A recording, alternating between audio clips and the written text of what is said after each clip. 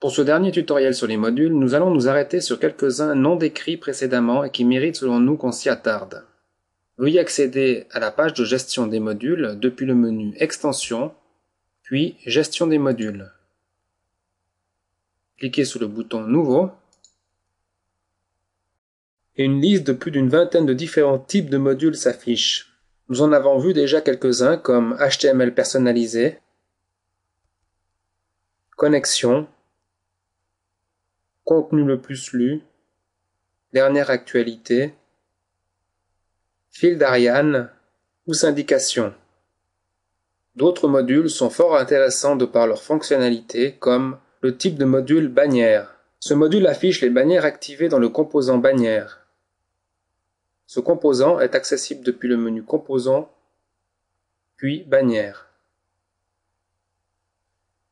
Vous pouvez filtrer l'affichage des bannières soit par annonceur, soit par catégorie, ou les deux.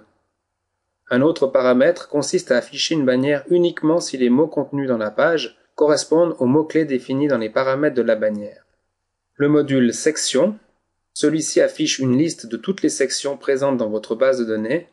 Si l'option Afficher les liens non autorisés est désactivée, la liste en question se limitera aux sections que l'utilisateur est autorisé à voir. Par exemple, dans le cas où vous auriez ajouté des sections non publiques.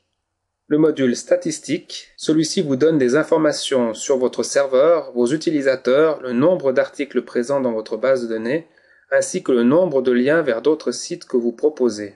Le type de module Flash d'information ou Newsflash, celui-ci affiche un article différent à chaque rafraîchissement de votre site.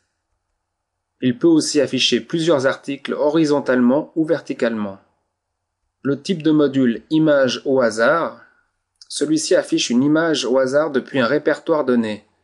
Dans les paramètres de ce module, vous pouvez définir le répertoire concerné, quels sont les types d'extensions à tenir compte, définir un lien générique pour toutes les images, ainsi que leur dimension d'affichage.